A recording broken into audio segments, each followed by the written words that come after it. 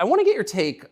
This is sort of small ball, but it I think tells you something about a larger trend in the United States. This is a state senator from the state of Wisconsin in a public hearing recently saying, in a discussion on a crime bill, fuck the suburbs. Here she is. Fuck the suburbs. Because they don't know a goddamn thing about how life is in the city.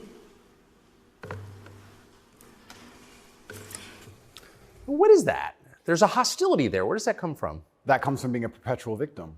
That comes from being told that everything that's happening to her is not her fault and she has no self-accountability. Even though she's managed to become a senator, somehow she's still oppressed.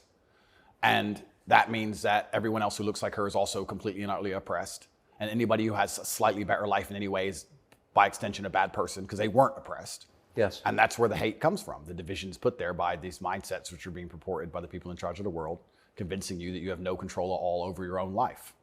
And that's why she's so resentful towards people who have done well in life, not even as well as her. Right. I would also argue, perhaps I'm incorrect, that she probably lives in a suburb.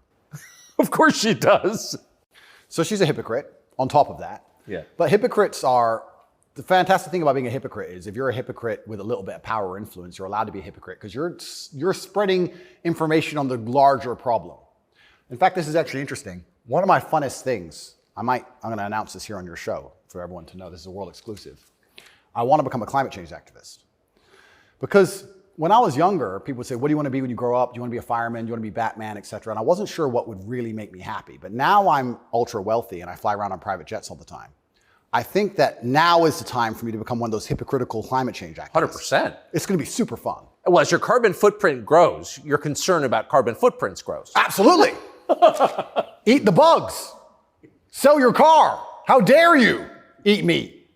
On my jet, of course, I have meat, but I'm allowed to be a hypocrite because I'm spreading awareness for the overall problem. It's for the greater good. It's for the greater good. I have to get to the climate change activist meetings.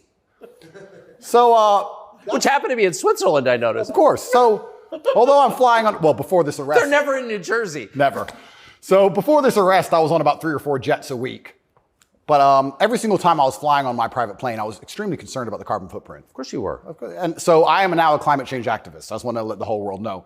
Because once you get to a certain level of power of influence, you're absolutely not really allowed to be a complete hypocrite. So you're allowed to live in the suburb and then tell everyone, fuck the suburbs, and pretend that you're oppressed when you're a senator of the most powerful nation on the planet.